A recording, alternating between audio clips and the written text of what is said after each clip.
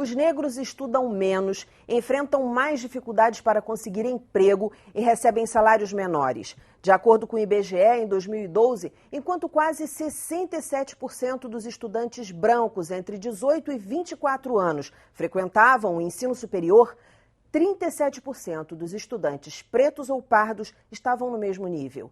É certo que muitas coisas têm mudado. E para falar sobre essas mudanças e sobre as conquistas que ainda são necessárias, está no ar o Educação.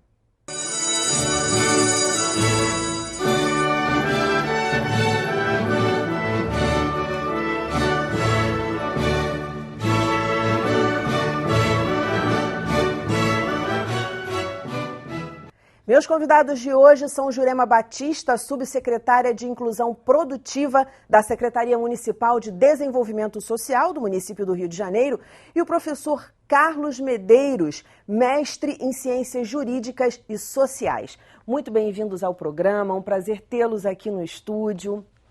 O preconceito contra os negros no sistema educacional tem mudado de fato ao longo do tempo? Bom, digamos o seguinte, né? A escola não é uma ilha. Dentro do espaço escolar, dentro de qualquer espaço, existe uma reprodução do que tem na sociedade como um todo. Então, se a gente vive numa sociedade onde o preconceito ainda é muito forte, esse preconceito ele vai também, nesse espaço de educação, ele vai aparecer. Mais do que ser mais um espaço em que essas coisas são reproduzidas, a escola é também uma fábrica disso. Ou seja, um filósofo francês muito famoso nos anos 70, chamado Althusser, Louis Althusser, dizia que falava dos aparelhos ideológicos de Estado, onde a ideologia era alimentada, que eram exatamente a família, a escola e os meios de comunicação. Então, a gente aprende o racismo em casa, a partir da própria família, direto ou indiretamente, voluntário ou involuntariamente. Isso é reforçado na escola e reforçado nos meios de comunicação. Então, a escola é também uma fábrica desse tipo de fenômeno. Perfeito. Agora, o que eu acho que confunde um pouco a cabeça da gente é porque a essência continua a mesma, sim, mas as máscaras e as formas como as coisas vão acontecendo vão mudando, né? E aí a gente fica meio confuso, acabou, mas não acabou, e a gente tem a falsa ilusão de que acabou. E aí um exemplo disso é o que uma professora fez com você em sala de aula, em relação à sua bolsa. Eu quero que você conte essa história, porque se fizesse hoje dessa forma, seria totalmente diferente. Daria conselho tutelar, né? Por favor. Ainda mais com a mãe que eu tinha, que ia direto para a polícia, para o conselho tutelar. Então, eu, quando era menina, estava na segunda série, sumiu uma tesoura dentro da sala de uma outra criança. A criança começou a chorar, a minha tesoura sumiu. Aí a professora falou, vou revistar a turma. Quando ela falou, vou revistar a turma, veio para quem? Para cima de mim. Pegou minha bolsa, jogou tudo, né, em cima da minha mesa. E quando ela não achou a tesoura, ela falou, mas que bolsa bagunçada sua, hein?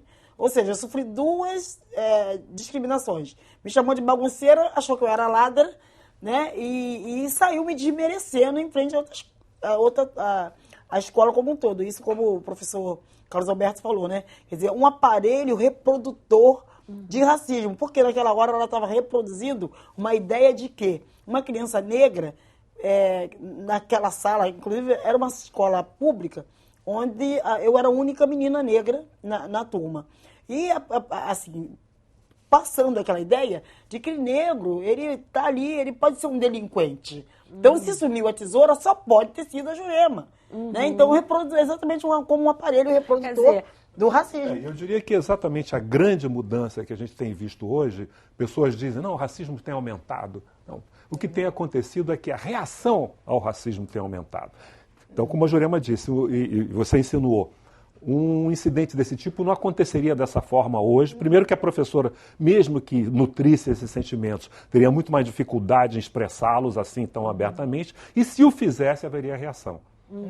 Com quase certeza haveria reação. Com certeza. Porque houve, né? De uma certa forma, naquela época não tinha conselho tutelar, mas minha mãe foi na escola, falou com a diretora, brigou, reclamou, minha irmã mais velha também foi à escola. Tipo assim, eu tive toda a família, e isso é muito importante na educação, né? Com certeza. A questão, apoio familiar. Eu quero muito falar da educação que vocês receberam dos pais de vocês, dos preconceitos que vocês passaram, mas antes da gente falar dos fatos, eu vou fazer um pedido para vocês doloroso, que é vocês tentarem voltar um pouquinho no tempo e falar com a boca da criança que sofreu o preconceito, o que bateu aqui dentro. Porque, e esse pedido que eu vou fazer para vocês, muito embora seja um pedido doloroso, é porque a gente precisa passar para as pessoas isso, sabe? Porque a gente fala muito nos casos, né? A gente fala muito no que a gente tem que fazer, mas a gente não fala de sentimento, assim, como é que é o se sentir. A Jurema, ainda há pouco, antes da gente gravar, falou que entendeu algumas coisas na vida dela muitos anos depois. Conta, Jurema, como é que é para a criança, como é que foi para a criança Jurema passar por esses percalços, esses obstáculos que você passou? Pois é, porque sentimento na hora. Criança sente muito, né? Nós sentimos tudo à flor da pele, mas a criança ainda é muito mais sensível, né? A situação, até porque não sabe se defender. Eu me lembro, assim, que a minha professora, né, primeira série, né? Ela chegava na turma, já me colocou na última carteira, você estava lá atrás. E ela dava, o dia da prova, dava a prova para cada um de um aluno. Eu via que ela chegava perto do aluno e dava prova. Ela se abaixava para dar prova. Quando ela chegava na minha vez, que era lá atrás, ela jogava bem de longe, assim. Ela nunca chegou perto de mim, aquela professora. E passou o tempo, então, aí eu digo, né? Aí depois, fiquei chique, fazer análise. Aí na análise eu fui entender porque eu tinha determinados comportamentos, né? E tinha a ver com esse momento da minha vida, onde a professora sequer chegava perto de mim. Mas você sentia, você não entendia, mas você sentia. Eu não entendia, me sentia assim como, né, falei anteriormente, também porque eu nunca conseguia hastear a bandeira da escola, levar a bandeira o dia da bandeira, o dia da bandeira. Aí sempre eram escolhidos alunos para levarem a bandeira dobrada, eu nunca fui escolhida.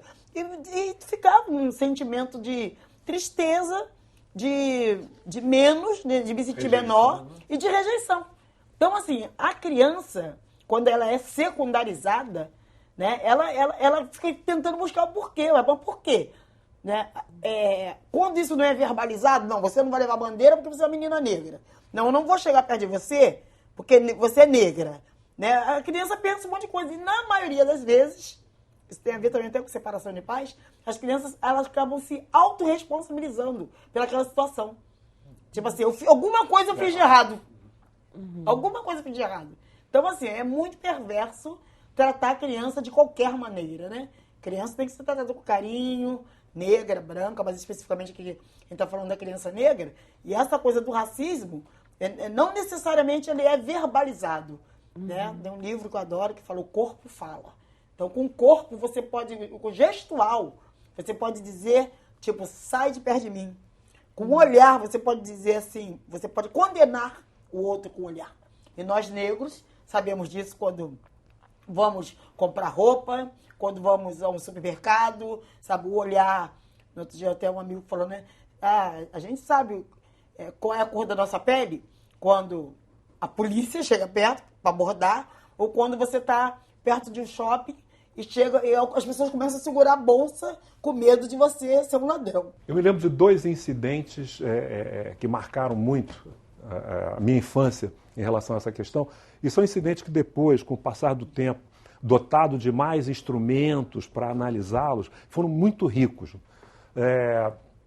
Um deles até me lembra uma situação que aconteceu no início, exatamente, uma dos primeiros relatos da autobiografia de Martin Luther King, uma situação bastante semelhante. Eu morava em São Paulo nessa época e morava até num bairro entre Vila Mariana e Paraíso, onde havia, acredito que ainda haja, uma grande presença de pessoas de ascendência árabe, sírios e libaneses, há uma catedral ortodoxa, aqueles padres com aquelas barbas. E eu me lembro que exatamente um garoto chamado Samir, portanto de origem árabe, chega para mim, eu tinha 9 anos de idade, chega para mim e diz assim, olha, minha mãe me proibiu de brincar com você porque você é preto. Isso foi extremamente doloroso. Aconteceu com o King, com a diferença de que o menino não disse para ele, só meu pai me proibiu de brincar com você. Então comigo foi até mais duro. E a segunda experiência foi cerca de 1 ano depois, em que um outro amigo, coleguinha também, Vitor, também de ascendência árabe, me convidou para me juntar a ele num clube, que o diretor da área de esporte tinha pedido para ele levar outros garotos para serem, eles chamavam de sócios militantes, que eram sócios atletas. Eu fui um pouco preocupado, porque minha mãe era do Rio Grande do Sul, eu já tinha ido ao Rio Grande do Sul, onde os clubes eram estritamente separados. Eu sei que fomos até o clube e não passamos da porta. O porteiro foi muito grosseiro. Não tem vaga, mas o diretor pediu para trazer, nem adianta. E eu sabia do que se tratava. Uns 2 dias depois ele me procura, todo embaraçado. Olha, eu falei com o diretor e ele primeira coisa, como é que ele é? Ou seja, ele já sabia do que se tratava. Ah, não, assim, um moreninho. Nós não aceitamos pessoas de cor. E ali, com o tempo, eu venho aprender uma série de coisas. O que significa essa história de moreninho? Onde isso serve e onde não serve? Né? Trata-se de uma categoria que é situacional. Se a pessoa quer ficar bem com você, ela diz que você é moreninho como se fosse um eufemismo para negro. É uma forma de preconceito assim, sem dúvida, berrante. A outra coisa que costumam dizer e que essa história rebate é que no Brasil não, a questão é de classe, a questão não é de raça. O diretor não perguntou ao garoto qual era a minha classe. Se perguntasse, minha mãe era empregada doméstica, mas não foi isso que pesou. O que pesou foi a minha aparência, foi o meu fenótipo. Né? E essas experiências foram bastante duras, e só quando eu comecei a visualizar essa coisa de movimento negro, influências que recebi de fora, quando eu comecei a ver, sobretudo, a luta dos negros nos Estados Unidos, e essa coisa de identidade negra, o Black is Beautiful, essa coisa que apareceu, sim, que eles trouxeram e que a gente aqui absorveu, e que isso me ajudou a ver pelo contrário. E a partir dali eu passei a me valorizar, passei a valorizar a mulher negra, que até aquela época estava completamente fora do meu radar, desse ponto de vista. Mas quando eu percebi esse jogo, eu percebi como era importante nós nos valorizarmos, e aí mudou tudo para mim. E a escola, ela tem exatamente, se o educador que estiver à frente da turma não sacar esse tipo de coisa, a escola ela faz exatamente o movimento contrário, né? Que é exatamente de desmotivar o aluno e de colocar o aluno como inferior. Né? Se o aluno é inferior, uma vez foi feita uma pesquisa, né? O que os próprios professores esperavam do aluno de uma periferia? E eles esperavam que o aluno não ia não ia muito longe.